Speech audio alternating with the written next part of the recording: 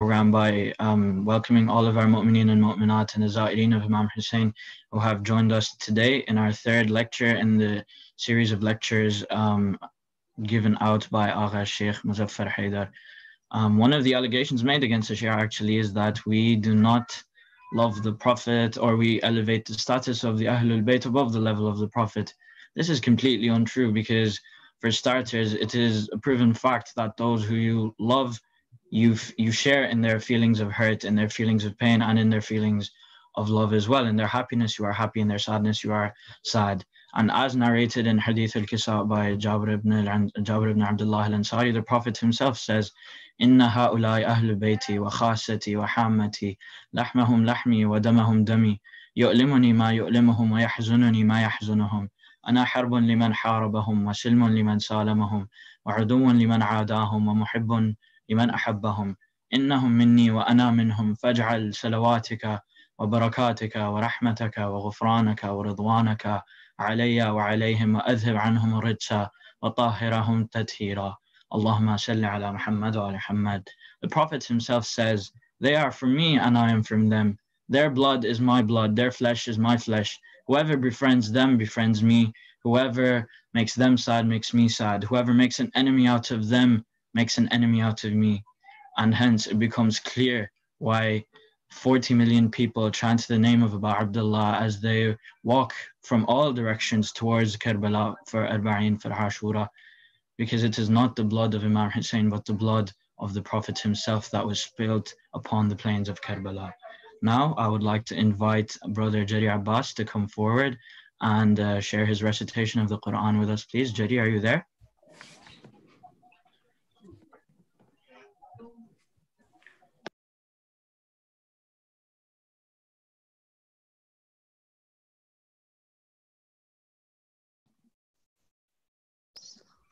Assalamu alaikum. أعوذ بالله من الشيطان الرجيم. بسم الله الرحمن الرحيم.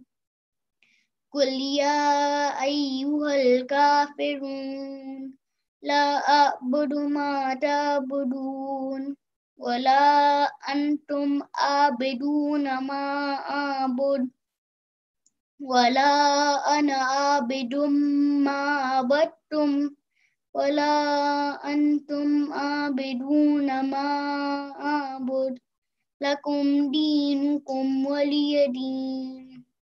In the name of Allah, the most kind and most merciful. Say, O unbelievers, I do not serve that which you serve, nor do you serve him who I serve, nor am I going to serve him whom I serve. You shall have your religion and I shall have my religion. Sadaqallahu al-aliyyul azim. Allahumma salli ala Muhammad wa ala Muhammad. Thank you, Jari Abbas, for sharing your recitation of the Quran and its translation. As mentioned in the surah recited by Jari, the Prophet says, "To you your religion and to me mine." I suppose the greatest tragedy in Karbala was that our Imam, the Wali of Allah, wasn't murdered by kuffar, but men who claimed to be Muslims themselves. As mentioned in the speech yesterday by Shaykh Muzaffer, Imam Hussein said that, my words, you will not pay heed to my words because your stomachs are full of haram. And these were not kuffar he was addressing. These were people who prayed, who fasted, who claimed to follow the religion of Islam. And maybe it is a reminder to us today that yes, we sit here, we are gathered here to mourn Abu Abdullah, but we also have an Imam of our time who mourns not only the tragic martyrdom of his grandfather on the plains of Karbala, but he also mourns the deeds of his Shia. Our deeds, our actions are brought to the Imam of our time, Ajalallahu Ta'ala Farajak, every week. So apart from the Yazidis who murdered Imam Hussein, have we become also part of the cause that causes the Imam of our time to weep? Maybe we should take these next 10 days to reflect, to take some time out and think of how we in our everyday lives can contribute and better ourselves to hasten the reappearance of our Imam, because he exists among us, he is with us here today. It is just our eyes that are unable to see him. Without further ado now, I would like to invite Brother Ali Mujtaba to come forward and recite his salam. Ali, are you here?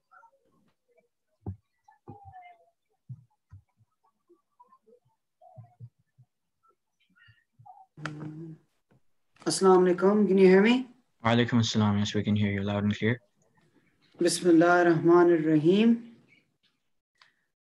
Karbala kalbi thi barpa, Karbala aaj bhi hai.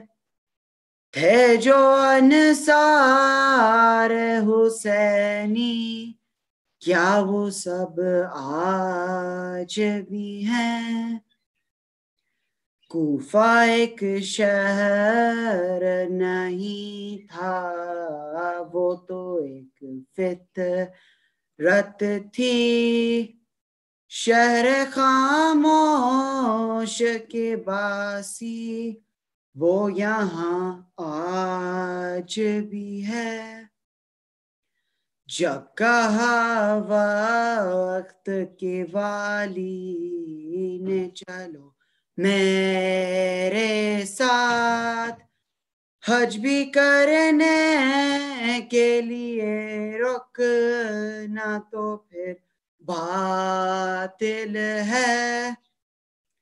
اپنے مولا کو تنہا چھوڑ دیا جنگل میں، اس زمانے پہ تو حیران عقل آج بھی ہے۔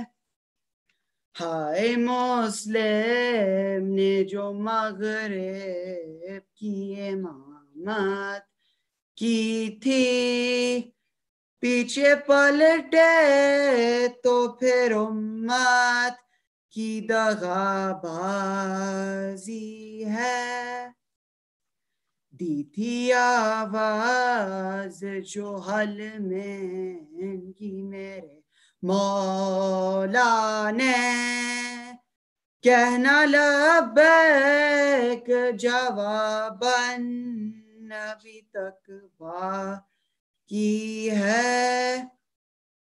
ہو گیا وقت کا شیطان جو حق پر غالب، اس گناہ کی جو سزا ملنا ہے وہ باقی ہے۔ مجھے کیا حق ہے کہ میں اور کسی کو کوسوں، نہیں تیار ہوں میں اور میری ناکاری ہے۔ کاش کہ مجھ پہ میری بی عنایت کر دیں، بس یہی آرزو اب دل میں میرے باقی ہے۔ آج شبیر کی آواز پہ لبیک کہوں، تاکہ ہو جاؤں انہی میں جنہیں کامیابی ہے۔ کربلا کل بھی تھی برپا، کربلا آج بھی ہے۔ تھے جو انصار حسینی، کیا وہ سب آج بھی ہیں؟ صلوات۔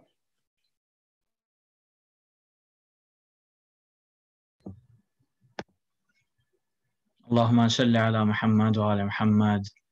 Thank you very much, Mustafa, for your beautiful recitation. As the Shaykh mentioned yesterday in his speech as well, we feel like any kind of iman, any kind of love, without its trials, without its tests, it is incomplete. So maybe the test for us this year is to establish aza in our houses, is to make use of the amount of the plethora of resources and majalis and lectures that are available to us, and establish the atmosphere of Aza, the atmosphere of the sadness and the mourning of Imam Hussein in our homes and our hearts.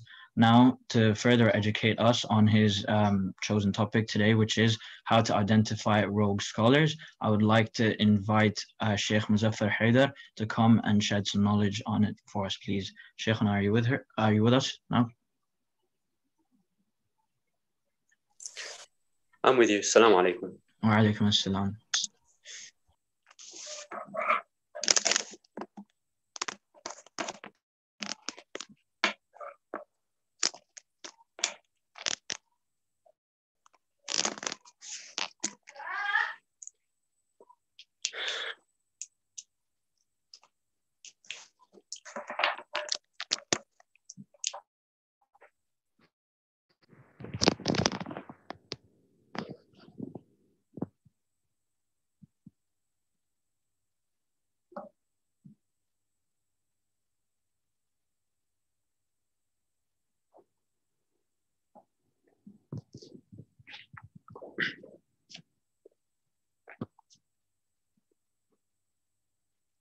أعوذ بالله من الشيطان الرجيم بسم الله الرحمن الرحيم والضحى والليل إذا سجى ما ودعك ربك وما قلى وللآخرة خير لك من الأولى ولسوف يعطيك ربك فترضى ألم يجدك يتيما فآوى ووجدك ضالا فهدى ووجدك عائلا فأغنى فأما اليتيم فلا تقهر وأما السائل فلا تنهر وأما بنعمة ربك فحدث صدق الله العلي العظيم الحمد لله رب العالمين والصلاة والسلام على سيدنا ونبينا أبي القاسم المصطفى محمد وعلى آله الطيبين الطاهرين المعصومين سيما بقية الله في الأرضين رب اشرح لي صدري ويسر لي أمري واحلل عقدة من لساني يفقه قولي. First and foremost, I'd like to give my condolences to all the believers out there, and I'd like to ask Allah to reward us for the deep felt pain that we all have in our hearts. And today particularly, I'd like to give my condolences to Imam al-Hujjat al-Qa'im al-Mahdi, who is also grieving along with us. I'd also like to ask Allah subhanahu wa ta'ala to help us be among those who will fight alongside Imam Mahdi in the battlefield of the future, where we will establish justice on earth and avenge the blood of Abu Abdullah al-Hussein alayhi salam. And with that, I'd like to ask you all to give a loud and boisterous salawat ala Muhammad wa ali Muhammad wherever you are.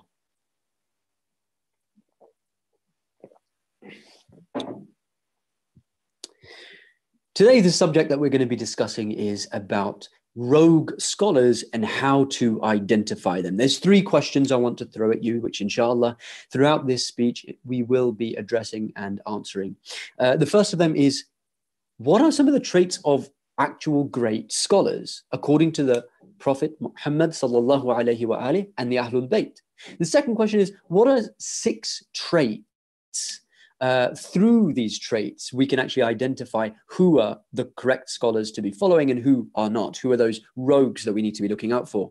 And the third question is, what did Imam Hussein alayhi salam, particularly in the Sermon of Mina, say to the scholars of his time, so that we can identify whether the scholars of today have those very traits of the past? Now, I'd like to start by addressing this subject. What are some of the ahadith or the defining factors of what makes a great scholar? Who are those beautiful people out there who truly are bridging the gap between the ordinary people and Allah subhanahu wa ta'ala? Who are those real scholars out there who are helping people to get closer to Muhammad wa ali Muhammad? Who are they? Well, and what is their status actually? The Holy Prophet Muhammad sallallahu alayhi wa alihi said that the scholars are such that if you visit them, it is as if you have visited me. That's right. This is the status of the scholars according to the Prophet sallallahu alaihi wasallam. If you visit a scholar, it is as if you're visiting the seal of the prophets. It is as if you're seeing the Prophet himself. If you sit with the ulama, it is as if you are sitting with the Prophet himself. Okay, so it's not easy to just simply say, oh, he's just a scholar. No, scholars are those who have dedicated their entire lives to trying to understand this religion and deliver it to the people. And that is no easy task. And this is why we have another hadith from the Holy Prophet Muhammad sallallahu alaihi wasallam. He says that on the day of judgment, Allah will take the ink of the scholars and weigh it with the blood of the martyrs. And the ink of the scholars will be weightier. Subhanallah. If we just stop for a moment and think about that for a moment, this is just inconceivably incredible. Just think about it. In Islam, we're taught, there's another hadith from the Holy Prophet where he says that there are good deeds. And after every good deed, there's a better deed and a better deed and a better deed. For example, there's prayers. Better than that, for example, is fasting. Better than that, for example, is, I don't know, giving charity. It goes on and on and on until somebody is shaheed. Allah says in this hadith that, look, when somebody gives their life in my way, there is nothing better than that than they can do. So their reward will be me. Allah doesn't know how to, he says, thank you to the shaheed. Allah subhanahu wa ta'ala, the creator of all existence, thanks the shaheed. Think about the status of a shaheed. And yet, Allah says that the ink of the scholar is weightier than that. Now, think about this also. There is a hadith from Imam Baqir alayhi salam where he says, the scholars are warathatul anbiya. They are the inheritors of the prophets. The inheritors of the prophet, guys. That means that the scholars are those people who actually take the legacy of the prophet. They have the rights of the prophet. And what does Allah subhanahu wa ta'ala say about the prophet in the Quran? He says, النبي أولى بالمؤمنين من أنفسهم. The prophet, the messenger, he has a greater right over the believers than they even have over themselves. Meaning that if the prophet even suggests that something should be done, that thing should be done by the believers. And if the prophet says jump, you don't even ask how high, you just jump. This hadith from Imam Baqir alayhi salam is telling us that the scholars are those who inherit that legacy from the prophets. They are those who are most worthy of being obeyed. Subhanallah, if we think about this. I have to stop here for a moment and I have to say this point. I'm not talking about myself. I'm not one of those scholars, but we have to really think about this and try to identify who those scholars are. Because believe it or not, dear brothers and sisters, and this is the point that we're getting to, most of those who we assume are scholars, who are wearing the clothing of scholars, who are presenting themselves as scholars, are not. They're actually the furthest thing from it. Now, there's another hadith which says, even looking at the face of a scholar out of love is an act of worship.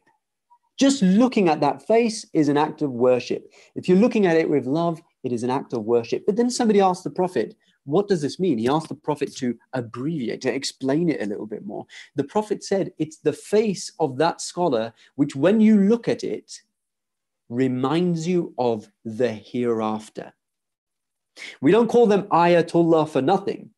Ayatullah literally translates to the sign of Allah, because when you look at their face, it reminds you of Allah. That's what it means, okay?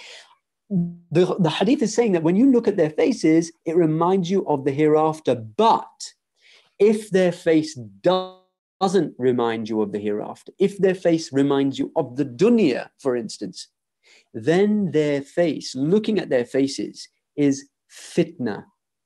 The Prophet teaches us it is fitna, it is a trial, it's a test, it is potentially dangerous to the iman of the mu'mineen. So it's a very serious subject that needs to be expanded upon. We need to contemplate on it. Some of the brothers are taking notes, and that's really good to see. If you're not, then inshallah, I would encourage that, especially for this lecture. Now, when it comes to this, who are those scholars? We have to think about who are these scholars who, when you look at them, they remind you of the dunya. They remind you of not the akhirah, okay?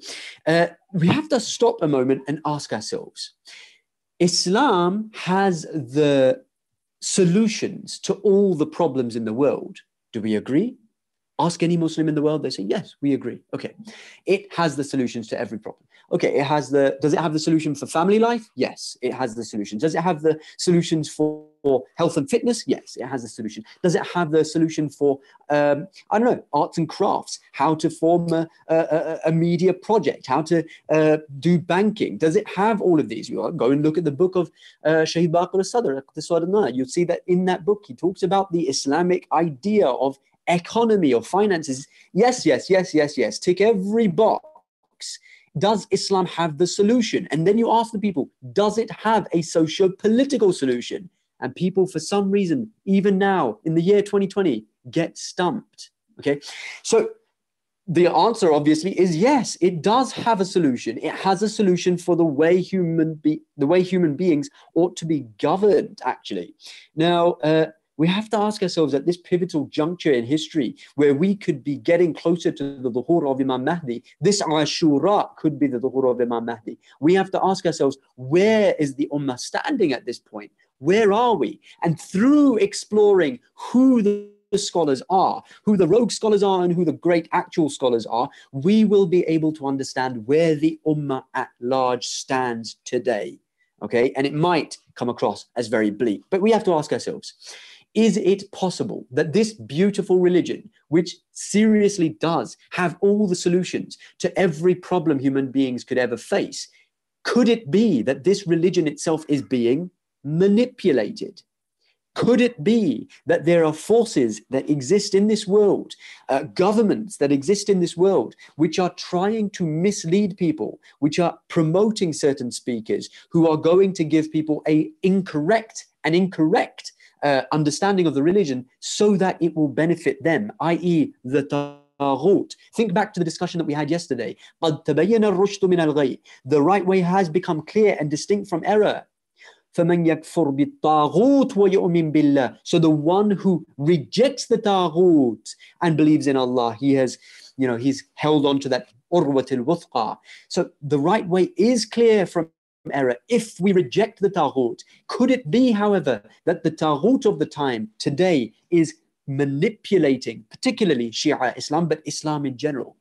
Okay, so there's two concepts that we unravel here. The first is the concept of British Shiaism, and the second is the concept of American Islam. So British Shiaism, very quickly, what is it?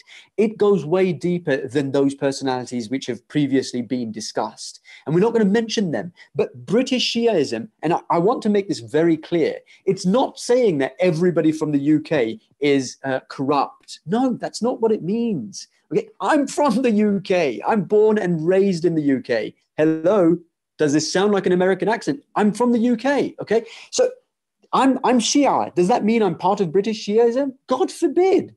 British Shiaism is a phenomenon which goes way deeper than we had originally thought. And it's actually a version of Shiaism, which isn't even limited to the UK, by the way, it's spreading. And it is a corrupt version of Shiaism. It is a sectarian version of Shiaism. And what it's basically presenting is this idea of just cursing the Sahaba and, creating a further division. Remember this, dear brothers. Whenever you get confused about this, remember this. Ahmadi, remember the Ahmadis are people who claim to be Muslims, but they follow a false messiah. Okay, follow the breadcrumb trail. Who created this sect? Who deviated these people? It goes back to Britain. Okay, and then there's the other sects as well. They have historically done this. Okay, the British are very good at doing this. They are incredibly manipulative, and that's the aim of the game. Remember, there are very few countries in the world which were not invaded by Britain, and they're very good at divide and conquer. the aim of the game. That's what they're doing. Okay, so generally speaking, we have to be very careful of anything that comes out of the UK in the name of Shiaism, whether it's scholars, whether it's media organizations, whether it's radio, whatever is coming out of the UK, be skeptical of it. And don't say in the future that, inshallah, you weren't warned, because you were. Now, there might be times, and I have to mention this right here before we move on, there might be times where you absolutely love a scholar, and that's scholar. There might be a time where you have been inspired by a scholar, and because of that, even when you are shown certain things that are bad about this person, you think to yourself, no, you reject that, okay? And this is a normal reaction to have, because the heart gets attached. Imam Ali alayhi salam, one of the things he says is, the hearts of human beings are like wild beasts. They get attached to whoever loves and trains them. Okay, so this is normal, and it's not a sign that somebody is, rejecting the truth necessarily. They might be good people, but because they've been taught certain things about the religion of Islam, because they've been helped to a certain extent, they feel like they owe that public speaker something. Let me tell you now, you don't owe that person anyone, whoever it may be, okay? Even if you're attached to them. And let me tell you a hadith to illustrate this point more. There will be, on the day of judgment, the Holy Prophet teaches us, there will be certain people who you will walk by, and you'll look at them and you'll see that they're actually going towards hell.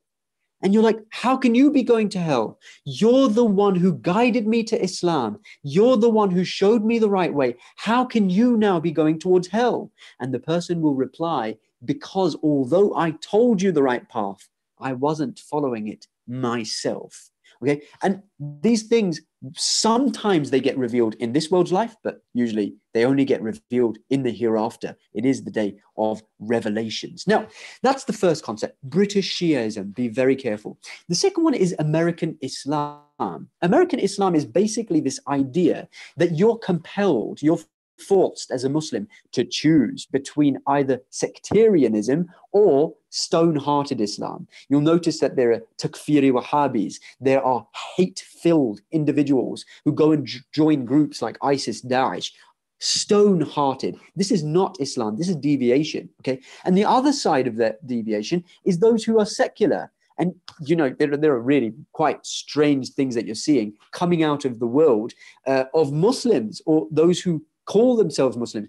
For example, same-sex marriages, okay, where you see men and men getting married in a Muslim masjid. It's like, what is happening here? What is actually going on? Okay, so on the one side, you have these stone-hearted Muslims who are nothing but, they're a more evolved species of the Khawarij, who were responsible for killing our Mawla Imam Ali alayhi salam. All right, so that's on one side. And on the other side, you have secular. And both of these sides will affect us. How many times have you been in a conversation with a Muslim and you feel like, this is just stone-hearted, this person hates me?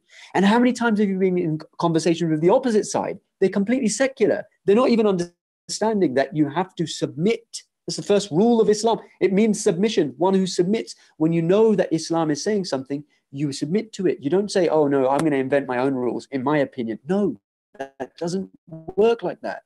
Now, all of these things, British Shiaism, American Shiaism, secular Islam, stone-hearted Islam, all of these deviant groups, dear brothers and sisters, respected elders, every one of them has scholars.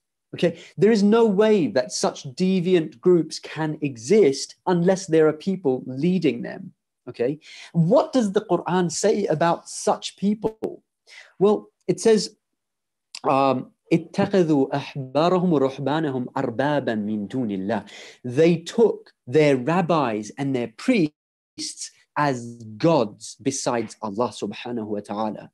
There was a Christian who heard this verse, and he goes to the Holy Prophet and he says, because this Christian, he was Christian, he became a Muslim. He goes to the Prophet and he says, Ya Rasulullah, I'm a Muslim now, but there's one thing I don't understand about the Quran. The Quran is saying that the Christians and the Jews worshipped their scholars. How is that possible? I was a Christian and I never worshipped my scholars. The Prophet turns to him and he says, look, when you were a Christian, did the priests, did the scholars ever tell you something which you knew was against the Bible? He said, yes. The Prophet said, did you follow it, even though you knew it was against the word of God? He said, yes. He said, when you obeyed somebody other than Allah, that was as if you worshipped those scholars. Okay, so worship is not always about bowing down physically. It's not always about prayers. It's about who you obey. Okay, so we have to be very careful. If you are obeying any authority, anybody who presents themselves as a scholar, anybody, and they are telling you something which is clearly and blatantly against the very apparent form of the Quran, it's very easy to understand sometimes. We make it complicated. The Quran itself tells us, actually, we've made it easy for people to understand. If you see that there are scholars who are doing that and you obey them, on the day of judgment, when the angels, Munkar and Nakir, ask you, who is your Lord? Even if you try to say Allah, you know what's going to come out of your mouth? Shaykh so-and-so, or Sayyid so-and-so. Okay, you won't be able to, because on that day, nobody will be able to lie. So now let's move on to this idea that, look, Imam Askari alayhi salam, he said something very remarkable, which, by the way, I only found out today when I just happened to come across it, as often is the case with these kinds of things. Imam Askari, our beloved 11th Imam, the father of Imam al-Hujjat al-Qa'im al-Mahdi, Ajjalallahu ta'ala farajahu sharif. Imam Askari, he said, the evil scholars are worse than Yazid. That's right. He said the evil scholars are even worse, and the effects that the evil scholars have on our weaker Shi'as is worse than the effects that Yazid had on Hussein alayhi salam and his companions. You see, Yazid slaughtered Imam Hussein. He slaughtered the companions. But those evil scholars, they do something worse. They misguide our Shi'as. They teach our Shi'as to have doubts in what is absolute truth. They create fitna and confusion among people. They create disunity among people, etc. This is why it is very important, inshallah, for the next half an hour, give me your attention, and it will help us to in everything that we're doing for the cause, inshallah. It will help us for the cause of Imam Mahdi. عجل الله تعالى فرجه الشريف ببركة الصلوات على محمد وآل محمد. So, dear brothers and sisters, respected elders, we've now established that there is good scholars. There are good scholars. And those good scholars are absolutely remarkable human beings. They are so remarkable, in fact, that simply looking at their faces is an act of worship. But there are also such scholars out there who pretend to be scholars, but they're actually not. And these are even more deadly than Yazid, and they spread fitna. There are 6 spheres that we want to go through now. 6 kind of traits that a good scholar should have. And you need to be able to identify these 6 traits in a scholar before you trust what he's saying. The first, and the rogue scholars, by the way, they will not have these 6 traits. They'll actually be the opposite. The first of them, knowledge. Very simple, very clear. The front line, the preliminary thing that a scholar needs to have is knowledge. Alim. We don't call them ulama for nothing. It means those who have knowledge, literally. Okay, so a scholar needs to know the religion of Islam. Might sound very obvious, but even here, the first trait that a scholar needs to have, people mess up. They don't even realize that the person that they're listening to has no knowledge.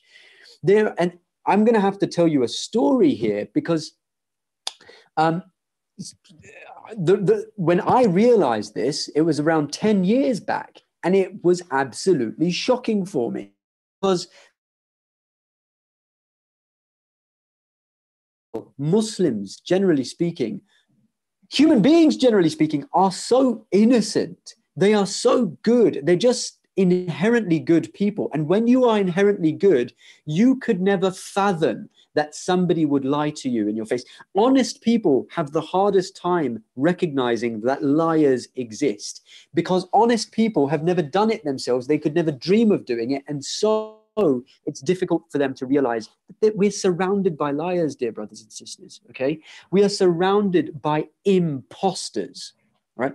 The first time that I encountered this was when I was working for an Islamic cause. As so often is the case, you will only discover these things when you start to step out and work for the cause. And that's why I encourage the dear youths all the time, get involved with the Islamic activities, get involved with the community. So I was involved, and it was in a media project. It happened to be in the UK, incidentally. And I was talking to this scholar, and I was asking him for suggestions and things like that. And I realized that, hold on, one moment, I said, let me make a film or a documentary about Imam Khomeini. And very rudely, he looked at me and he said, don't talk about Imam Khomeini, forget about him, just focus on the Ahlul Bayt. And I was confused, I was dumbfounded. I was like, wait, why is he saying that? That's very strange. Why would somebody react like that? If you saw his face, you would be surprised too. I was under the impression that everybody who wears this clothing is actually just preaching the same thing. They're not. Later on, I found out that this individual who's presenting himself as a scholar actually hasn't studied.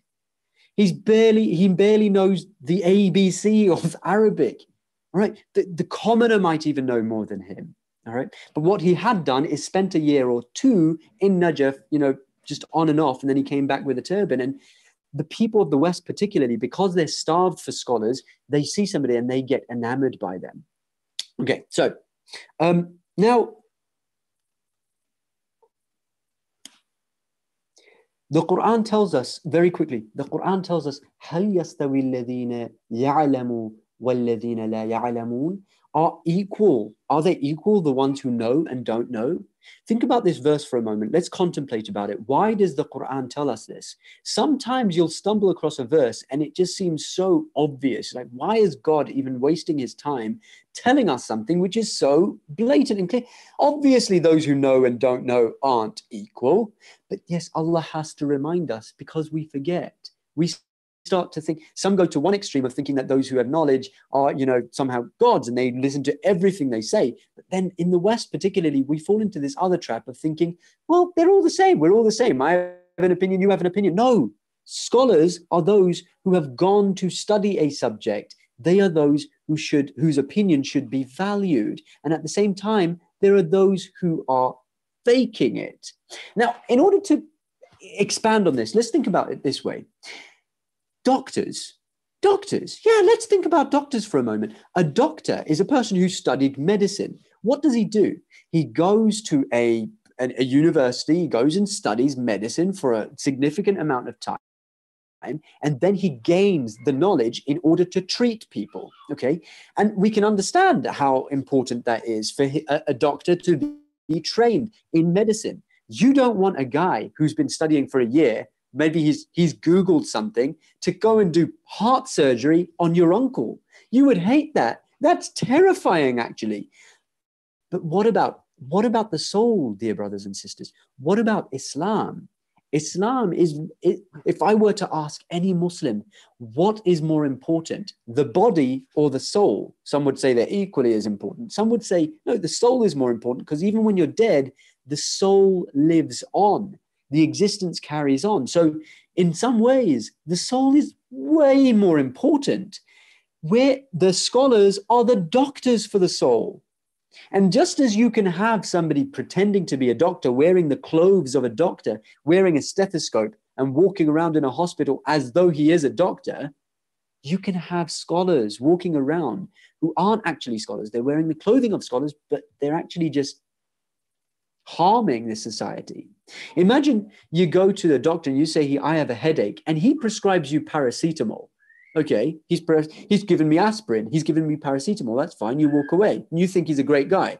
The next guy walks in with an axe in his head, and then the doctor prescribes him with paracetamol as well. Okay, the similar thing is happening with scholars. They're going onto the mimbar of Rasulullah sallallahu alayhi wa sallam. And me and you, unfortunately, have allowed them to go onto the mimbars, and we are being preached to by them. And they're handing out paracetamols. Here's a paracetamol. Here's a paracetamol. Here's a pill for you. Here's a pill for you.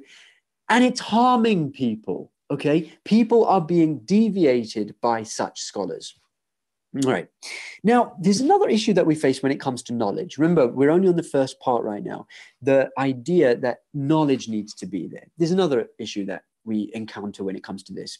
And it's the idea that some scholars don't have knowledge, but they're incredibly eloquent. So you have them on one side, very eloquent, very good speakers. And when you hear them, you think, wow. The Quran describes hypocrites in this way. It says that they're like a bit of wood just propped up. Like it's like a dummy. It's just standing there. But when you get close and the wind blows, they just fall over. It's an illusion. It's fake. That's what they are. Okay. They are very eloquent and they don't have knowledge. On the other side, you have scholars who are incredibly knowledgeable. They have like studied a lot, but they don't have eloquence. They don't know how to get that message across to the people. Both of these provide problems for the ummah because these guys, alhamdulillah, they've studied really well, but they're not being able to present that knowledge to the people. And meanwhile, you have these zakirs who haven't studied a thing. I have to tell you another story at this point, because when you see it, dear brothers, that's when it affects you. I was in the Hawza, it was my first year in the Hawza. I had a friend here whose name I'm not going to take, but he was here and I know how much he studied. He studied a year. In a year, you gain pretty much nothing. You gain Farsi and an overview of what we will be studying, okay? But then he disappeared from the Hawza. And I used to think to myself, where's he gone? I miss that brother. He's a good brother. Then I see him on YouTube with a big amama on his head. He's giving the most eloquent lecture, you know. He's talking about Imam Ali. He's saying, you know, how, and you know, usually it's just regurgitation, but at the same time, he's got an audience and the audience is sitting there saying, wow, mashallah, mashallah. Okay. When you see it, you're like, what is happening? Why is he doing this? I know. And if we ever encounter each other, and if you're listening right now, he knows you don't have any knowledge, brother. Okay. So this is a real phenomenon and it's been happening a lot. And I was warned, alhamdulillah, I was fortunate to have a teacher back like 10 years ago who warned me of these things, but most people don't. Most people are not in touch with a proper, sincere scholar who will be able to warn them beforehand. One thing that we need to be aware of when it comes to gaining knowledge is a person needs to have gone to the holy city of knowledge, to the holy city of Qum, specifically in our time, the holy city of Qum, to have gained this knowledge. And there might be other universities, there might be other madrasas out there in other parts of the world, in England and in India and Pakistan and lots of different places. But the real pure knowledge only exists in the holy city of Qum. We have a hadith about this and it's a practical reality which you can see. And if we have problems understanding this and we want to reject this notion, and there might be brothers out there who think I'm being insincere. I really pray that nobody thinks I'm insincere. I'm not. But if anybody is thinking that oh, he's just saying that because he is in the holy city of Qom. No, I'm not. Okay. Think about it. Think about great educational institutions. They are all over the world. Places like Harvard, Oxford, Cambridge, they exist in a specific location. Have you ever thought to yourself, dear brothers, why is it that people have to go to those specific locations in order to gain that specific knowledge? It's because that's just the way it works. You'll have an environment of knowledge in those places. You have the top scholars getting together. They cook ideas. They bounce ideas off each other. They write, they refute each other, they debate. It's in that constant kind of pressure cooker where ideas and thoughts and knowledge gets cooked. And when you go and become a part of that pressure cooker, you become what in Farsi is referred to as pukhte. You become a cooked scholar. You become amalgamated with the knowledge of Islam. Okay, the same thing with Qom. Now, why am I emphasizing on Qom and not Najaf? It's because Najaf used to be the city of Qom. The holy city of Najaf, it used to be the city of knowledge, but it's not anymore. Today, that knowledge has disappeared from Najaf and it's appeared in the holy city of Qom. I want to tell you a hadith from Imam Baqir alayhi salam, our fifth Imam. He said that before the dhuhr, and this is the hadith now, which many people still haven't heard. He says that in the end times, before the dhuhr of our Mawla, of Imam Mahdi, knowledge will be in a land called Qom, in Najaf. Okay, actually, the reason I'm saying, he actually says Kufa, okay, because back then there was no land called Najaf. The land that we refer to as Najaf today, back then was called Kufa. Kufa, think about that. Anyway, the holy infallible Imam Baqir, he says, knowledge will disappear from Najaf. It will disappear from Kufa, like a snake disappears in the grass. And then that knowledge will appear in a land called Qum. At that time, knowledge will spread to the four corners of the world until nobody, not even the women at home, will be unaware of the uprising of Qa'im, of the deen of Islam, of pure Muhammadan Islam. Everybody will become aware. And Imam Baqir says this will be close to the time of the Qiyamah of Imam Mahdi, Ajjalallahu ta'ala farajahu sharif. Dear brothers and sisters, especially you, dear sisters, if you are at home alone right now, listening to me speaking, then you are actively fulfilling this prophecy of Imam Baqir. Remember, he said this over 1,000 years ago. Today, it's happening. Think about it. How is it possible that the Imam said that knowledge will spread from Qom and reach even the women at home alone? How did he know that that would happen? How? There's no way that scholars, when they come and they get knowledge, they don't go out and go to the women at home alone. God forbid, if that's not happening, right? No, it could have been referring to what we're doing right now. It's virtual. The knowledge is reaching you. You're listening to it right now from the holy city of Qom. Just an additional point there. So do we have, now just very quickly, do we have a Quranic precedence for this idea that you need to go to a specific place to gain knowledge? I mean, everybody's familiar with the hadith of the Holy Prophet where he says gain knowledge even if you have to go to China, but do we have a Quranic precedence for it? Yes, we do. There is a very relevant hadith in this regard where Allah tells us that everybody shouldn't go to become scholars. Everybody shouldn't go to gain knowledge. There should be a ta'ifan from the group. There should go a small number of people, and they should go for what purpose? لِيَتَفَقَّهُ فِي الدِّينِ, that they go to gain deep understanding of the religion, to get cooked, in other words, so that they can warn their people, لِيَنْظِرُوا, so that they can go back and warn their people. Okay, so yes, we have a Quranic precedence for it. Yes, we have a Hadithi precedence for it. Yes, it is a practical reality. You need to go and gain that knowledge. Trust only those people who have the knowledge. So that's the first sphere, having knowledge. Not everybody who wears the clothing of a scholar has knowledge. That's the first part. The second part is activeness.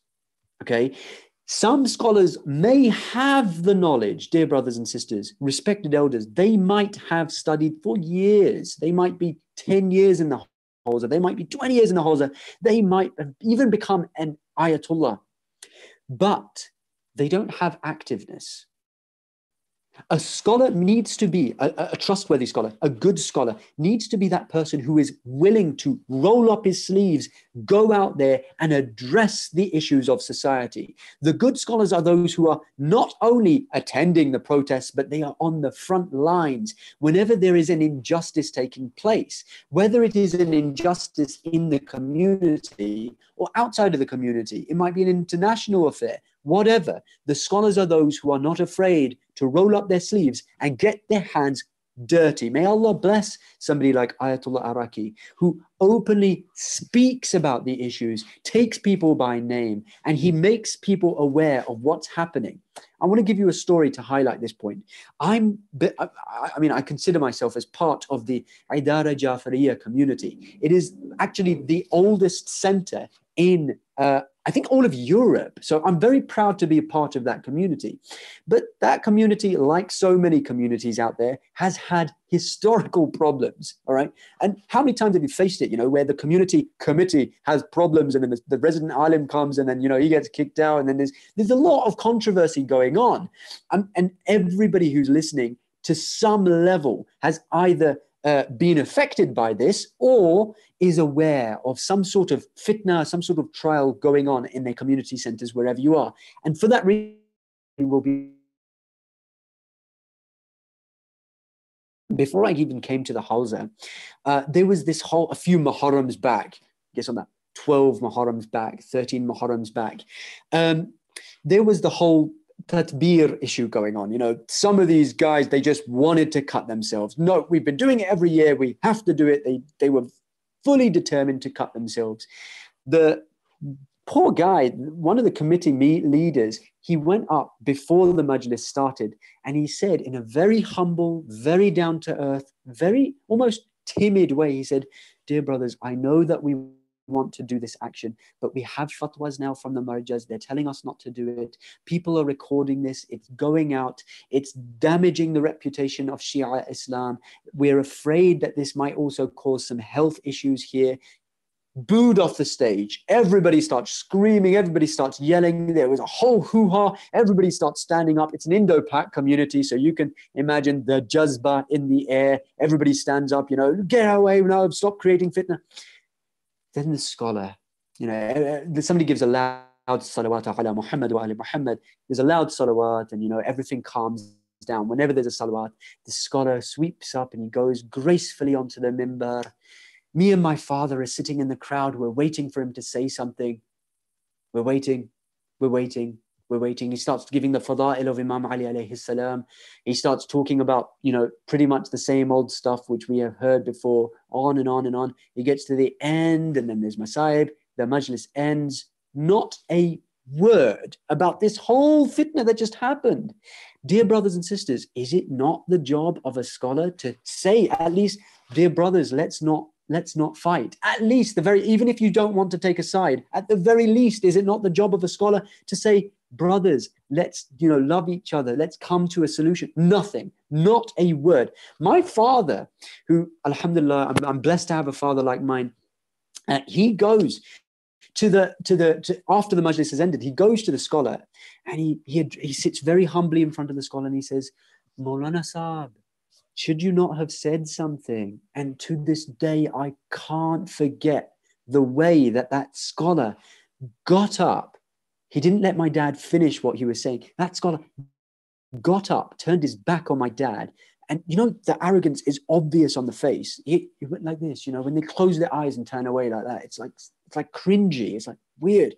And he started saying, "You don't know who I am. You don't know how many years I've studied. My father was a scholar before me and his scholar." I couldn't believe that these words. And my father, you humble yourself in front of the scholar, which, it's good. But, he's humbled himself. He said, I didn't mean to offend you. I was just asking.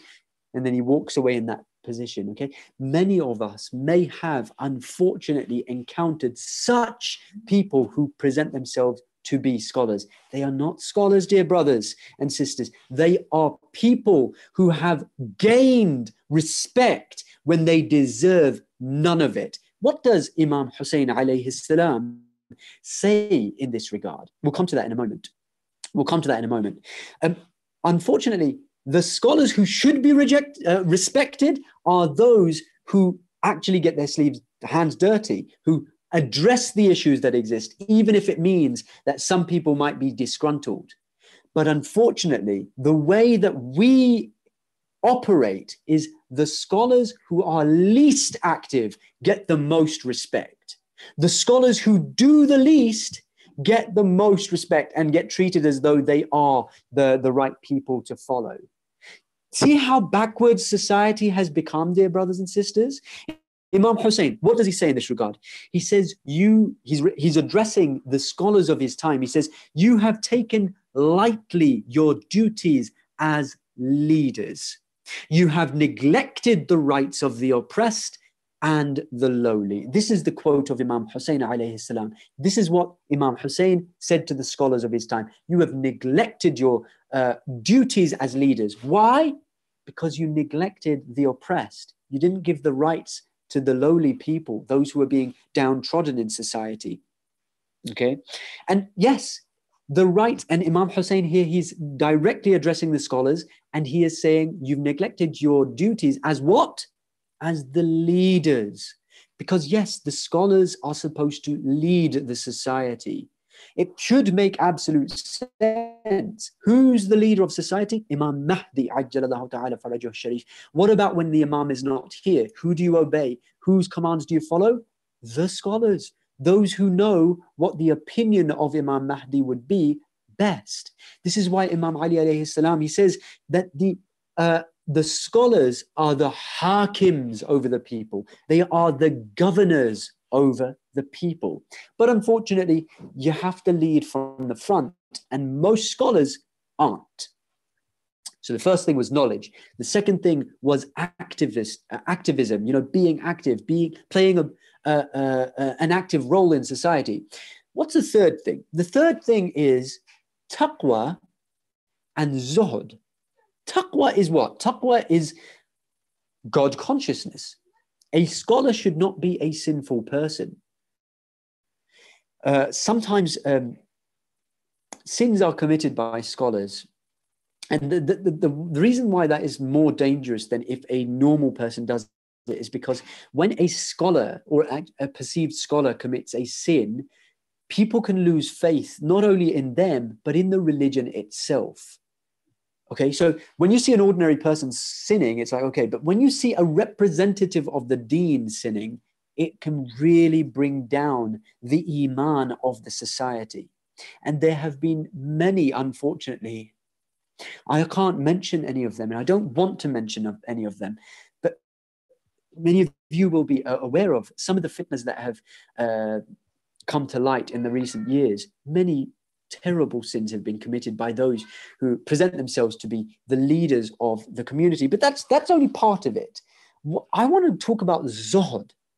In many ways, this is equally, if not more important. Zuhud is basically asceticism. It is this idea that the scholars need to live a simple life. The scholars, at least to a lesser extent, they should not be loving the dunya. They should not be attending very extravagant gatherings. But we have even created a climate, particularly in the West, but no, in the East as well. You see scholars showing up at majalis in limousines. I mean, what's going on? And the fact that many of us will look at this and think, no, this is normal, this is allowed, shows you just how far behind we are. This is not allowed. This is not normal. This is not the path of the Ahlul Bayt. The scholars should not be behaving like this. And the dangerous thing here, dear brothers and sisters, is when a scholar does this, he can even justify it to himself and to others. And this has even happened, where they have used the hadith of the Ahlul Bayt to justify living an extravagant lifestyle, to justify wearing Armani clothes and, brand name clothing, driving around in expensive cars like Ferraris. Look, dear brothers and sisters, respected elders, I'm not saying here that a scholar should have a completely dysfunctional life. Your car should be breaking down and, your house should be so small that you can't even fit through the doorway. I'm not saying you should go and live in a hobbit hole, although a hobbit hole is quite nice, but you know what I mean. I'm not saying that it should be completely dysfunctional. No, it has to be functional at the same time because a scholar has certain duties he needs to attend to. But the extravagance needs to not be there. Okay, why? Because look at what the great scholars of the past have told us and what the Ahlul Bayt have told us. The dunya is, the love of the dunya is the gateway to all sins. If a scholar, the leader of the society, falls because of this love of the dunya, the entire society will struggle and fall. And there's other reasons for it too. Dear brothers and sisters, who were the first people who the prophets went to? The first people in society who the prophets went to with the message of Islam, who were they? They were the poor in society. They were the slaves. They were the youths. And guess what? The poor, the slaves, the youths, none of these people have something which extravagant people will never want, will always be after: money. A lot of this comes down to money. Do you know, dear brothers and sisters, and many of you are aware, but let me remind you, how many scholars there are out there who charge ridiculous amounts of money for a single lecture? And we justify, this is not justifiable. And by the way, I'm not saying not to give money to scholars. Sometimes scholars need it to get by, and that will help to advance the cause. I'm talking about the ridiculous amounts. Okay, I'm talking about, like, and if I'm being generous, if I'm being, if I'm not exaggerating here, all right, $1,000 for 1 hour of lecturing. All right. And by the way, dear brothers and sisters, these so-called scholars who are charging this much would not be able to get away with this murder, because this is murder here. They wouldn't be able to get away with it if they didn't have customers, if the community was not justifying it by paying this amount. Do you know what this means, dear brothers and sisters, respected elders? It means that if you do 10 lectures, you've got 10,000 quid, you've got $10,000. Chill for the rest of the year. Chill, just relax. You don't need to get involved. You don't need to spread the message anymore. You don't have, you've got $10,000, put it in the bank, live off the interest. It's cool. Okay. And this is precisely what's happened. So next time you ask yourself, why are we not having great youth sessions? Why are the people out there who are poor not being addressed? Why is the message not reaching the poor communities out there who don't, because you're not able to afford it. You need to pay top dollar, okay? And you can't. Why would the scholars, what's the motivation for them to go to you? Dear brothers and sisters, we've been in the West for around 60 to 70 years. By now, if we truly believe that Islam is the perfect religion which provides the solutions to every problem that exists, if we truly believe that, and that is the truth, that is the reality, the world should have been thronging towards Islam. The streets should have been black in London, in Ireland, in Dublin, in Houston, in New Delhi, well, I mean, it is in Karachi, but in the Western world, everybody should have come to this beautiful, immaculate path by now. Why haven't they? Ask yourself, have the scholars led pretty much any efforts to spread the Shia school of thought or to even spread Islam in the West? Pretty much no. Every year we pretty much preach to the choir. Why? Because the choir has this. And I don't want it to seem like this is completely the case. It's not. These efforts are beautiful efforts. They need to continue. But I'm saying there is so much more which the religion of Islam has to offer. And we haven't addressed it. And this is one of the reasons why. It's because the scholars lack this idea of taqwa and zuhud. Okay. So that's the third thing. Now, what if a scholar has knowledge? What if a scholar has activeness? He's active, he's out there. What if he even has taqwa, he even has zuhud, but he still fails? Well, one of the reasons he will fail, even despite having all these things, is because he lacks courage. Courage, dear brothers and sisters, respected elders. A good scholar needs to be courageous. It's not just about being able to stand in front of a crowd and public speaking. No.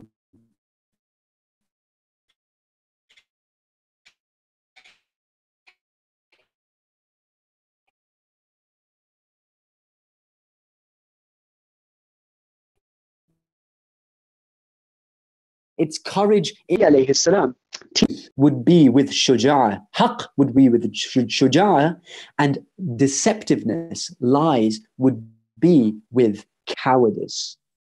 So many a times the truth is not spoken from the mimbars of Abu Abdullah al-Hussein, from the mimbars of the Holy Prophet and the Ahlul Bayt, because scholars, despite being knowledgeable and despite having activeness and willingness to serve the cause, and despite having zuhud and taqwa, they are not brave enough to say what the public needs to hear.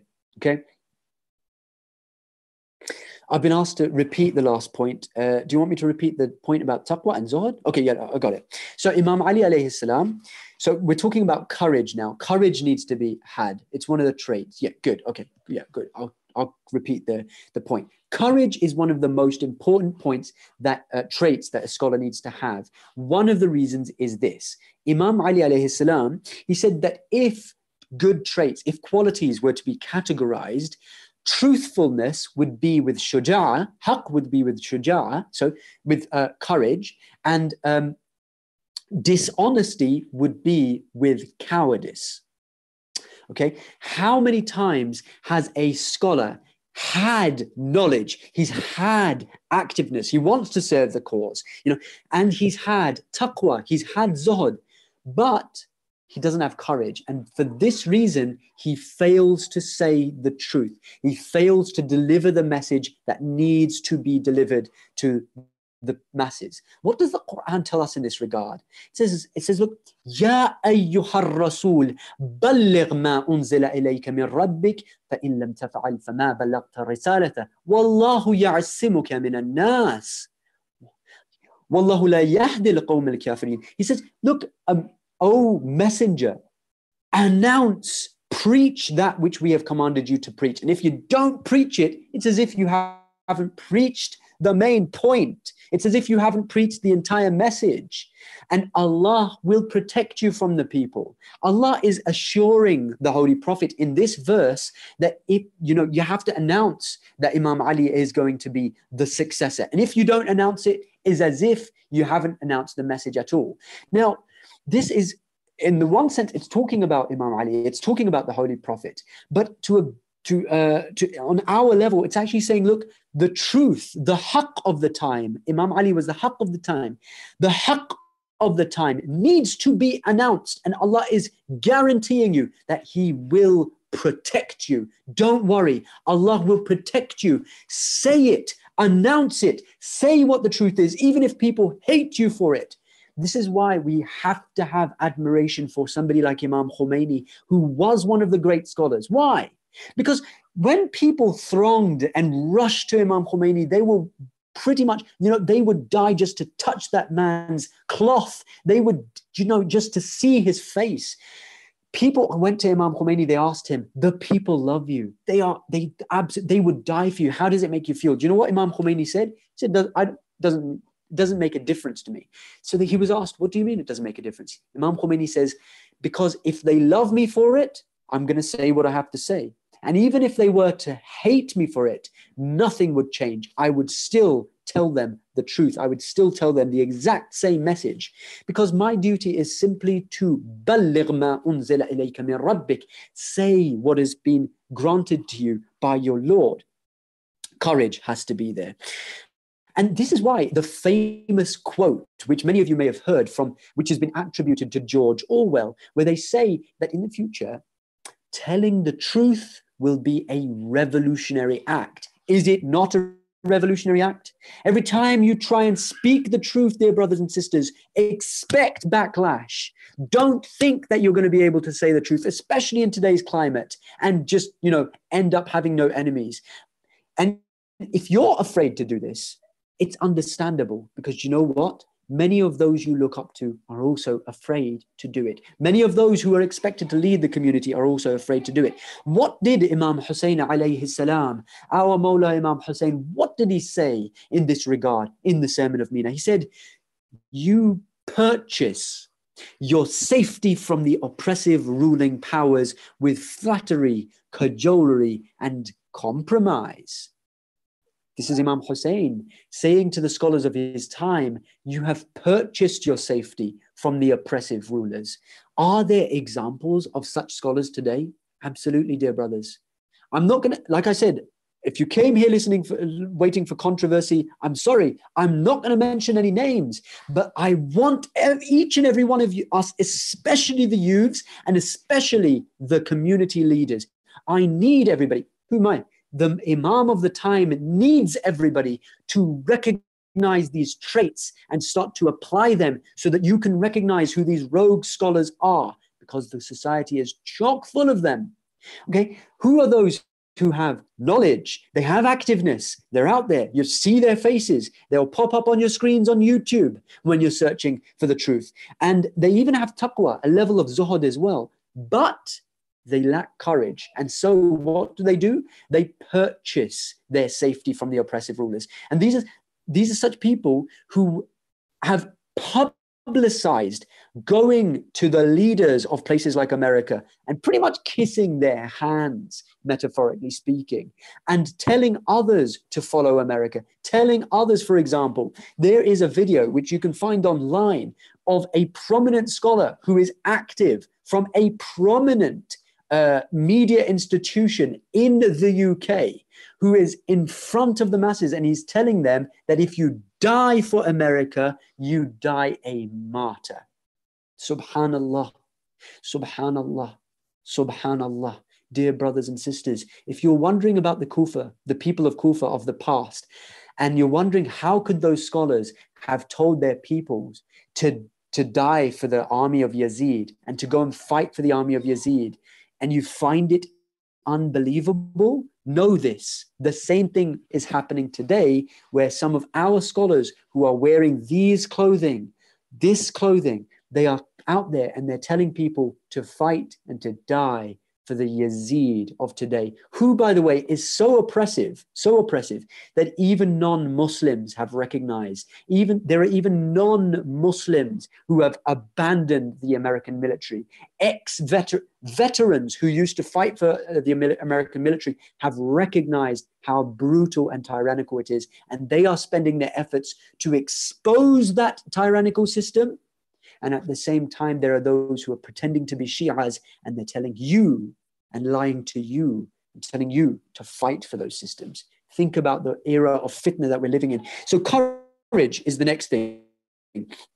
I want to leave you with this one hadith on this point about courage. Imam Ja'far al-Sadiq, he says, mal'oon, mal'oon, cursed is the scholar who keeps on visiting the unjust ruler. Cursed. And why would the Imam of that time say it twice?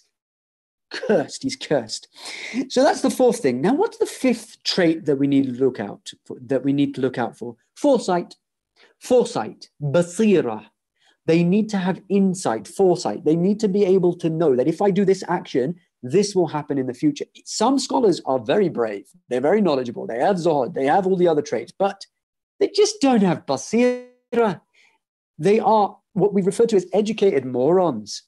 They just don't know that, okay, if I say this from the mimbar, people are going to be misguided, or people are going to be put off by the religion, or the Islam is just going to be misrepresented if we do this.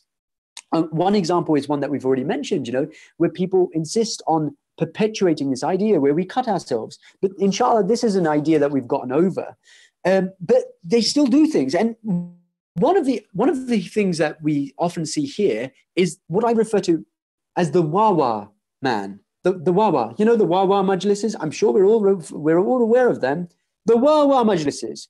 They go in front of the minbar, they talk to people, and they tell them, you're Shia and you're right. Imam Ali was the Imam. His rights were usurped. And all you hear from the crowd is, wah, wah, wah, wah, wah, wah, wah, wah, wah, mashallah, mashallah, mashallah. Why is this happening? Why? It's because that scholar may lack foresight. He doesn't understand that they have no plan, in other words. They're just telling the people to go in whatever direction. There is no, if you sat down with such a scholar and asked him, okay, what is your plan? What is your strategy for the next 5-10 years? Where do you want the society to be, for instance, 10 years from now? What is your ground plan? What's your blueprint? They won't have one. They are entertaining people. And that's on one side, the traditionalist side, where they keep on regurgitating the fada'il of the Ahlul Bayt, which we have grown up listening to. And by the way, I don't want anybody to get the wrong impression. This is the fada'il of Imam Ali alayhi salam is the dhikr of Allah subhanahu wa ta'ala. but we have to give it direction. It has to be given a relevance to the time and age that we're living in. One of these types of people who lack basira are those who insist on cursing those figures who are revered by our Sunni brothers and sisters, cursing them, attacking them, assaulting them, making fun out of them. On one sense, look, these scholars, what they're doing is they're distancing people who love the Ahlul Bayt. They love the Ahlul Bayt. They want to know Islam, but because they've seen that the Shia are now like this, you've just pushed away potential soldiers of Imam Mahdi through these actions. They didn't have foresight. They didn't have basira, okay? So that's one side of it. Another side of it is people who, they have so much knowledge. Oh my God, mashallah, they have so much knowledge. And this knowledge like explodes from their mouths in ways that you would just be thrown back by. They use sophisticated language, or so it would seem.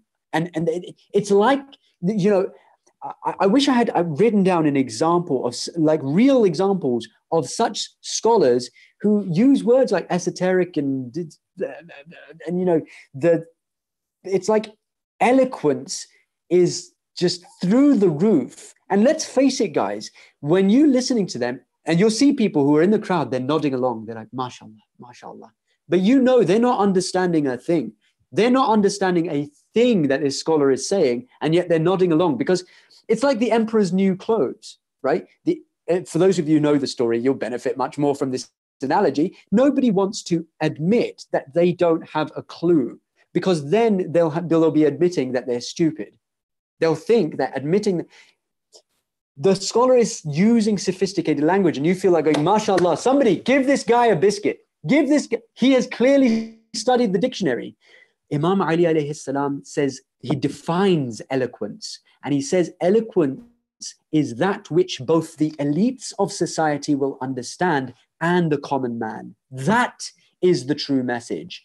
Not just using sophisticated language and complicated Arabic terminology in order to show off. That's all some scholars are doing. And why are they doing it? They lack basira. They don't have foresight. Okay.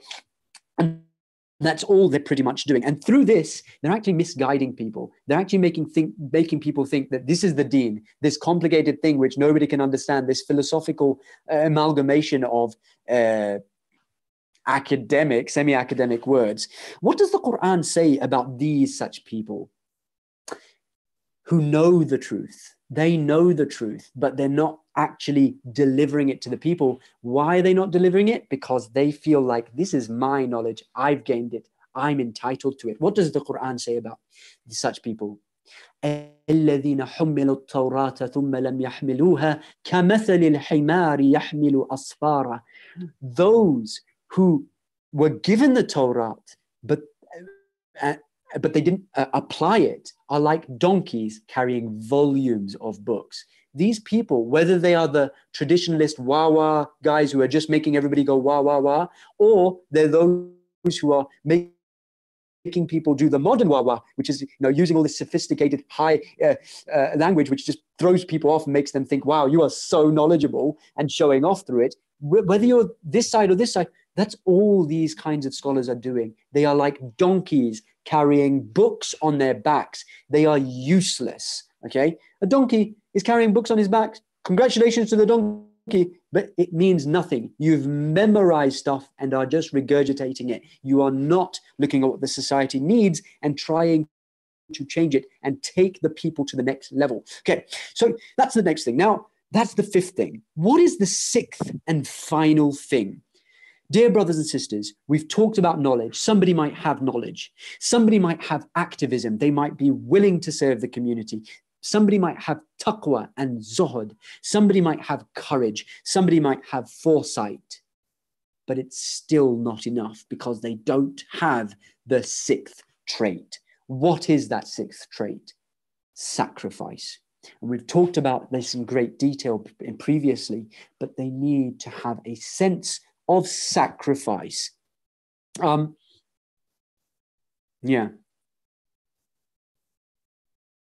I know that I've gone way over my time. I had some additional points to make about this, but I'm going to keep it short, and then we'll go to the Masa'ib, inshallah, because I'm sure that everybody is quite weary and quite tired. The Quran tells us, ظَهَرَ الْفَسَادُ فِي الْبَرِّ وَالْبَحْرِ بِمَا كَسَبَتْ أَيْدِي النَّاسِ. Corruption has appeared on land and in sea because of what the hands of man have wrought. Okay, there is corruption.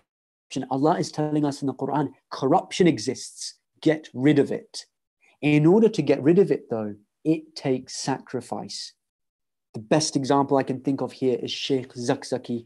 May Allah bless Shaykh Zakzaki, a man who has given 6 sons in the way of Islam, a man who was willing to be imprisoned, who was willing to be mocked, who was willing to be attacked, who was willing for even his closest comrades to be shot at. You want to see a living example of Imam Hussein? Or you want to see a living example of what it means to follow the path of Karbala? Here it is, Shaykh Zakzaki.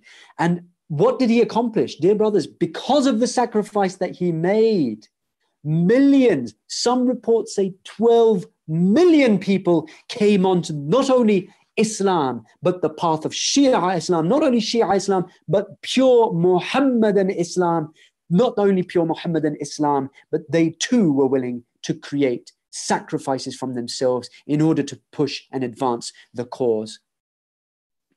I've just been informed that I've still got 10 minutes. My clock was broken today. It just fell off the wall when I was trying to get it down. So I wasn't aware of the time, but I've been informed that I've got 10 minutes, which is good because then I can further abbreviate on this. I can elaborate on this point.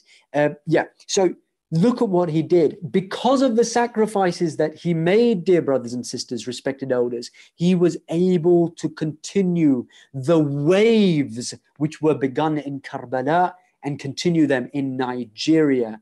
Okay, but it takes sacrifice. To date, dear brothers and sisters, if you want to measure how far a nation is going in terms of preparing for the zuhur of Imam Mahdi, look at 2 things. Look at the weight of the scholars of that nation and the blood that has been spilt for the cause. Because this religion survives for no other reason except because of the ink of the scholars and the blood of the shuhada. Without sacrifice, without pain, the cause does not advance. Simple as. It has to be through the path of sacrifice. Look at Shaykh Zakzaki. Look at Shaykh Zakzaki and look at what he accomplished. Okay, in the West, I just want to point this out. We pretty much have zero shuhada, 0 sacrifices. When you're talking about those great sacrifices, if you look at a country like Iran, thousands, hundreds of thousands. You look at Nigeria, they have many. If you look at Iraq, many. Afghanistan, many. Pakistan, many. The West, I can only think of one, Shaheed Malcolm X. And again, look at the ripples that he created. Look at the Islamic movement that he pushed in America. Why was he able to do it? It's because of this point, sacrifice. It takes sacrifice. If your scholars are not, if you see them, not only are they not making sacrifices, but I want to go to a verse of the Quran here. But in fact, I'm not going to say that point. What does Imam Hussein alayhi salam say in this regard? What does Imam Hussein say to the scholars of his time? He says, you have not spent your money or risked your life for Allah, nor have you fought against any group or tribe for the sake of God. The scholars at the time of Imam Hussein alayhi salam were not willing to fight any group. They were not willing to make any sacrifices. They had not spent their money, they had not spent their wealth or spilt their blood for the sake of the haqq. Today we have to look at the society, we have to look at the scholars around us. These are the divine truths handed down to us from the Quran, from the Ahlul Bayt, and we have to ask ourselves, that did any of our scholars, those who we look up to as scholars, have they made such sacrifices for the cause? Okay, now I want to point something out. There is one man today, mashallah, subhanallah, walhamdulillah, wa la ilaha illallah, wallahu akbar. This man, if you go through this list of traits and measure them up to this man, whose name I'm not going to mention, the first one, knowledge. Does this man have knowledge? How do you identify if somebody has knowledge? Well, first of all, it's difficult for us to do it because we're not in the field of Islam. We're not studying Islam, right? Well, let's go to the medical field. How do you know that this doctor is knowledgeable and that doctor isn't? Well, you ask a number of scholars. Ask, for example, 7 of those doctors. Who's the most knowledgeable among you? Who's the most knowledgeable doctor? Because they've studied medicine, they will be able to tell you who's the most knowledgeable. Well, when it comes to this man, he has 80 mujtahids in the assembly of experts. Each and every one of them have vouched for this man and have said that out of all of us, he is the most knowledgeable and worthy of the idea of knowledge. This man, forget that. This man, forget about him being knowledgeable in the idea of fiqh and usul. Yes, he has that under his belt, but this man has read the entire works of Shakespeare. He's read the complete works of Shakespeare. Anybody who's, because I'm an English literature student, I studied English literature in university. Anybody who studied that might be able to understand the value of this, because if you've studied it, it means you've understood that society from the roots. You know what kind of culture comes out of that society and what the foundations of the culture of that society are. This man has read the entire work. He has read Les Miserables, which is one of the great French works. This man, when President Putin went to meet this man, President Putin was astonished and said, he knows Russian history better than me. That's in terms of his knowledge. What about activeness? This man, dear brothers and sisters, wasn't just what he is today, but he spent his life in the service of Islam. You can go online and find images of this man dressed in the clothing of a soldier. You know why? Because he was on the battlefield. Thereafter, he was the president of a nation for 8 years serving the cause. Okay, everywhere where he was needed, he was there. Okay, what about taqwa and zuhd? This man, I've seen this man from a distance. And let me tell you this, dear brothers and sisters. He had so much light emanating from his face that I could not see his face. I could only make out the ridge of his glasses and his beard. And I knew that his face was there. And I remember seeing him in front of me, and another man had just been in that same position.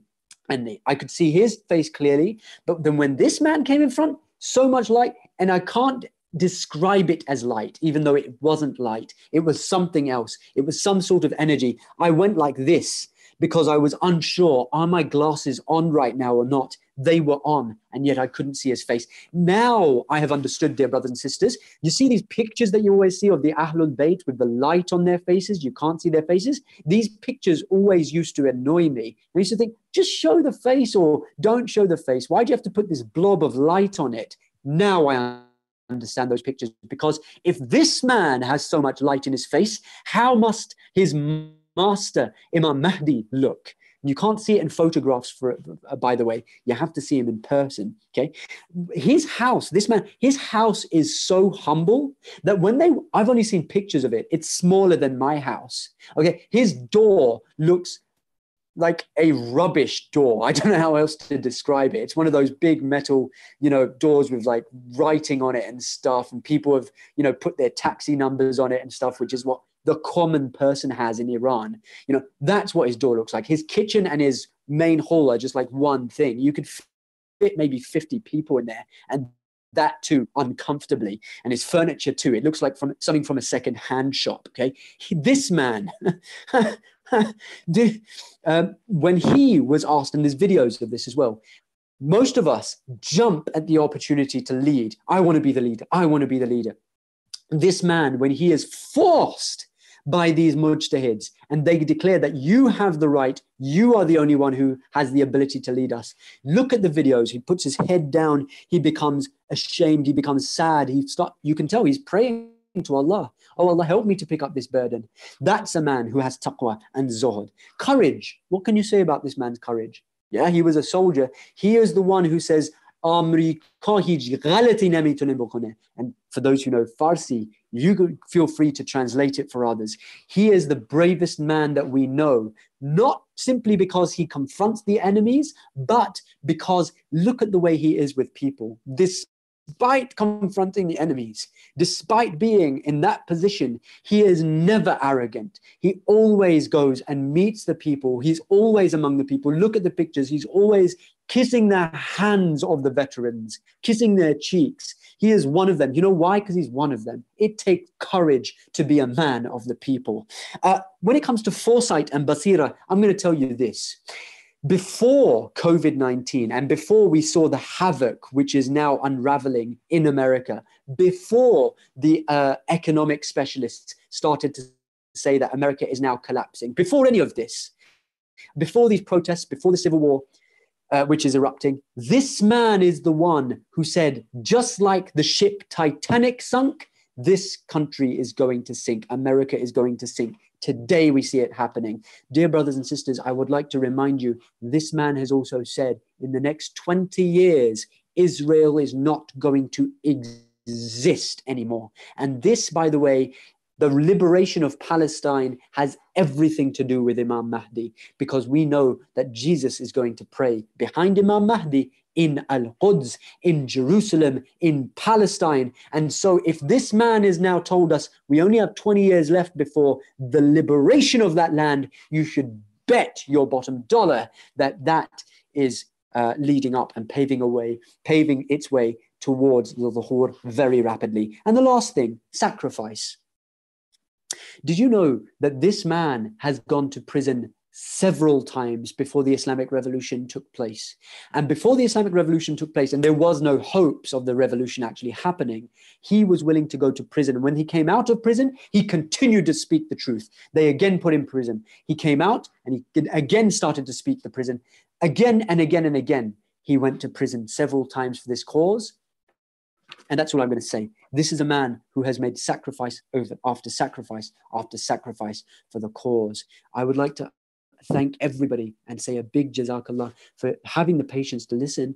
And I know I may have gone over my time a little bit, but with your permission, I'd like to go now. Since we're on the topic of sacrifice and what it takes to make sacrifices, I'd like to go now to the masa'ib.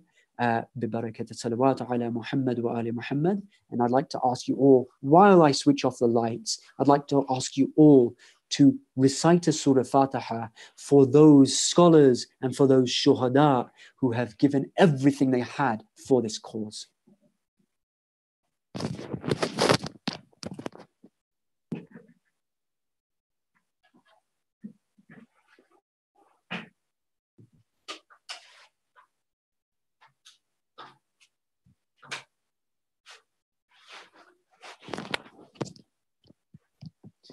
أعوذ بالله من الشيطان الرجيم بسم الله الرحمن الرحيم. They say, dear brothers and sisters, that whenever you drink from water, you should remember Hussein.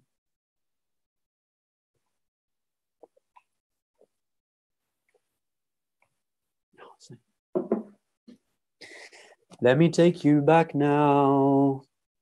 We've talked about all these things. We've talked about the situation that existed at that time. Now let me take you back in time, dear brothers and sisters, respected elders, O mourners of Hussein, to that fateful land of Karbala,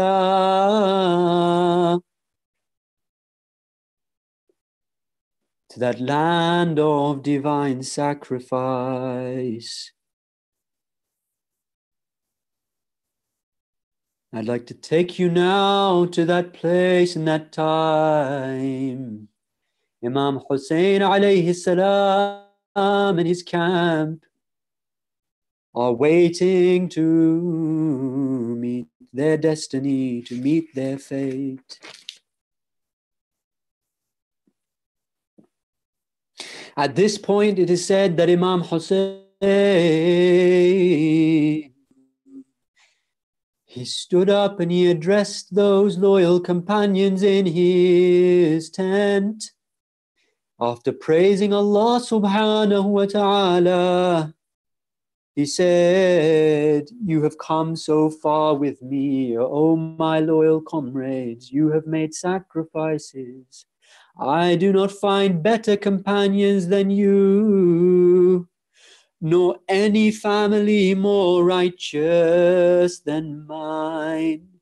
You are the best of the companions. The best rewards are already guaranteed for you." Night had fallen, dear brothers. Look at the mercy of Imam Hussein. He says, night has fallen, it is dark outside. Nobody will see you if you want to escape. It's me who they've all come for. It's my blood they wish to shed. You are welcome, and your rewards have already been guaranteed for you. Paradise is already yours. You may leave in the cover of darkness. And they say that the first one to stand up and object to these words of Abu Abdullah al-Hussein was his brother Abbas. And he said, "Oh, my master, how can we leave you alone? But today I want to introduce you to someone very special. Someone who my teacher recently spoke to me about, and his name is Zuhair ibn Qayn. Zuhair is one of those companions who at this moment he stands up and he says, even if they kill me and cut my body into pieces, and they do this again and again 1,000 times, I will still give my life protecting you, protecting your brothers, and protecting your family." This was Zuhair ibn Qayn. This was Zuhair ibn Qayn. But this same individual, let's rewind time for a moment. Who is this individual? This was Zuhair. He was a wealthy businessman. He was considerably wealthy. He had a business to attend to. And so he didn't want to hear the call of his imam. He knew that his imam is calling for him, but he ignored it. He turned his head away. He said, "I don't want to hear it." How many times, dear brothers and sisters, O mourners of Abu Abdullah al-Hussein, we have heard the call of our Mawla, Imam Hussein, saying, "Hal min nasirin yansurni?" Is there anybody to help me? And today that same cause is being sounded by the Imam of the time. But how many times, because of our worldly businesses, because of the time that we have given and we have invested our attention elsewhere, because of our entertainment or because of so many things, we turn away, even though we love the Imam of our time. We hide the fact that we can hear the Imam calling. We hide the fact that we know that he is alone. This is what Zuhair ibn Qayn did. He said, "Look, I'm busy. I don't want to hear it." But Zuhair was very fortunate, for he had a wife who was brave and courageous, a wife who was on the path of the Ahlul Bayt. And this wife was such a blessing to him that she told her husband, "Oh, my husband, the Imam of the time is calling you. You need to go and listen to him." And so Zuhair says, "Okay," and he goes. And he goes to the tent of the Imam of his time and he says, "Ya Imam, I'm here and I'm listening to what you have to say. Whatever happened inside that tent and whatever the Imam told." Zuhair comes out of that tent, and the riwayat tell us that he came out and he was dubious. He was jovial and happy. He was suddenly energized. Imagine this old man, dear brothers and sisters. He has now spent his entire life building this business empire. He's considerably wealthy, but now, and he's had sudden change of heart. He's realized that his destiny is to die and fight among Imam Hussein's companions. And so he goes back to his wife and he says, "Oh, my dear beloved wife, yes, I have this business. I've built all of this and I've married you, but now today I've made a decision. I'm going to cut my ties with everything. I'm going to cut my ties with my money, with my children, with all those friends and family I may have had. And I'm even going to cut my ties with you." And so it is said that Zuhair ibn Qayn, he divorces his wife and he leaves to join the comrades of Imam Hussein. Yes, Zuhair, you left your wife and you divorced her. You did not bring her with you. And so you will never have to suffer what the women of Imam Hussein had to suffer for the cause. Yes, you made a sacrifice, Zuhair. Yes, you did make a great sacrifice. And so Zuhair ibn Qayn, he goes, and he, it is said, is one of those who, when Dhuhr time came and it was time for prayers, Imam Hussein alayhi salam, he says to the enemies of the camp of Yazid, "Allow us to pray."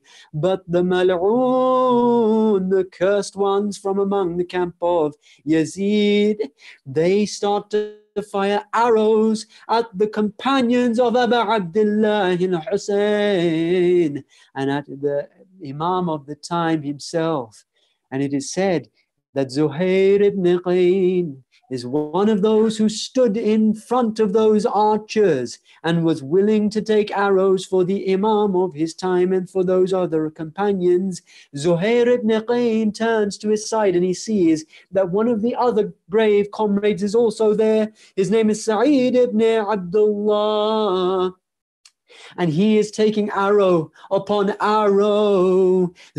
Zuhair can see from the corner of his eyes that this companion of his is taking arrows. And then he sees that this companion finally, after being drenched in his own blood and being hit with so many arrows and still standing until his last moments falls to the ground. And his last words are, "Assalamu alayka ya Rasulullah."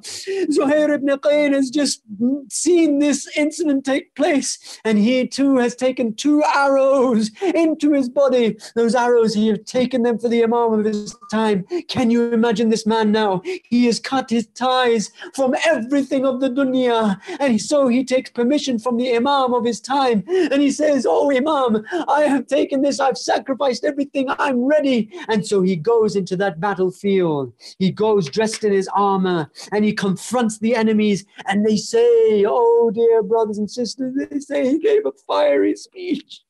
He spoke with 1 arrow in one arm and an arrow in his chest. He speaks to them in a fiery way, and he says, "Do you threaten me with death? I would rather die with my Mawla Imam Hussein than live forever amongst you people."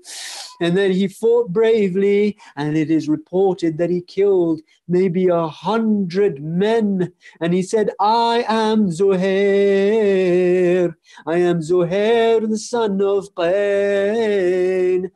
I will drive you away from the Ahlul Bayt and Hussein with my sword." And in this way, he is fighting, and he fights them until somebody stabs him from the front. And then somebody comes and stabs him from behind. And he has a spear in his chest, and he has a spear in his back.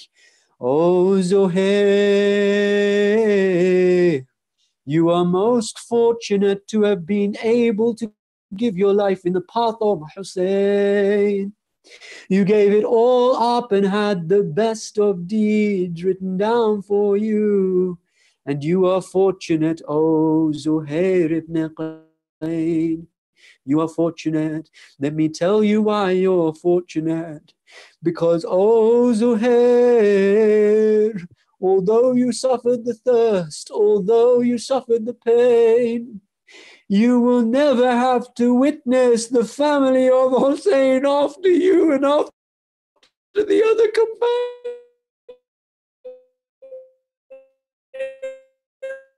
have gone. On that battlefield of Karbala after you have been martyred. And you will never have to witness the loneliness of Sayyida Zainab ibn Imam Sajjad alayhi salam after even Imam Hussein is left. Inna lillahi wa inna ilayhi raji'un. Inna lillahi wa inna ilayhi raji'un. Inna lillahi wa inna ilayhi raji'un.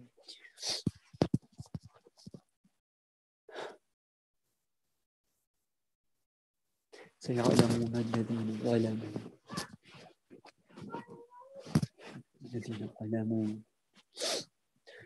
أي منقلب ينقلبون.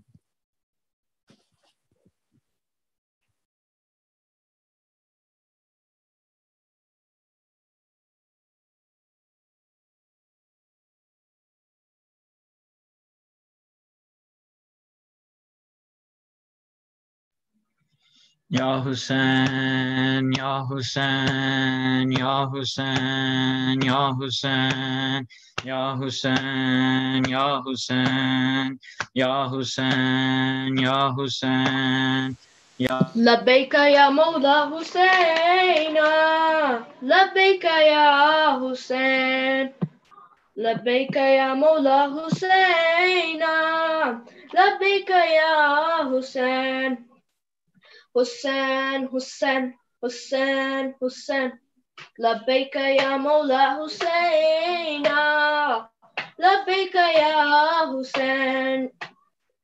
Call us to you, O my master Hussein.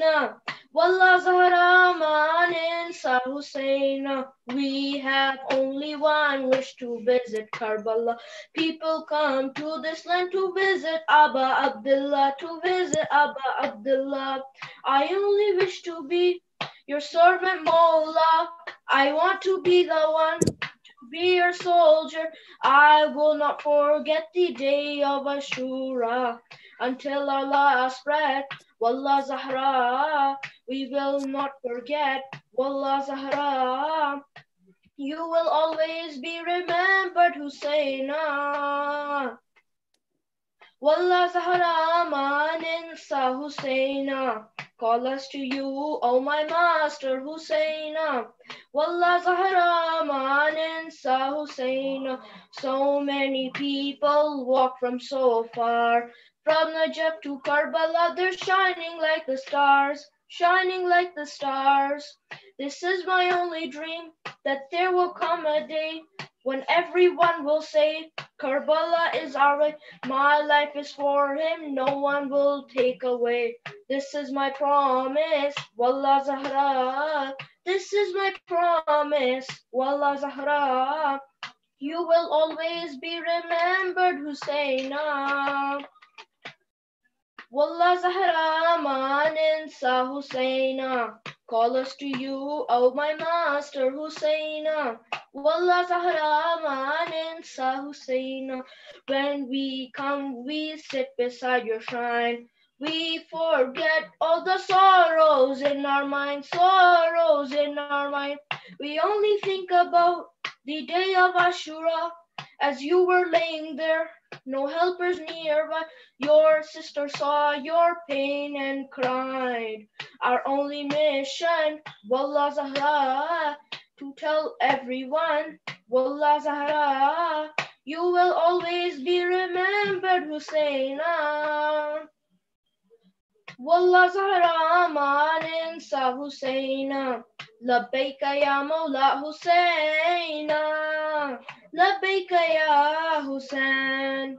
Maninsa Husseina. ما ننسى حسينا حسين حسين.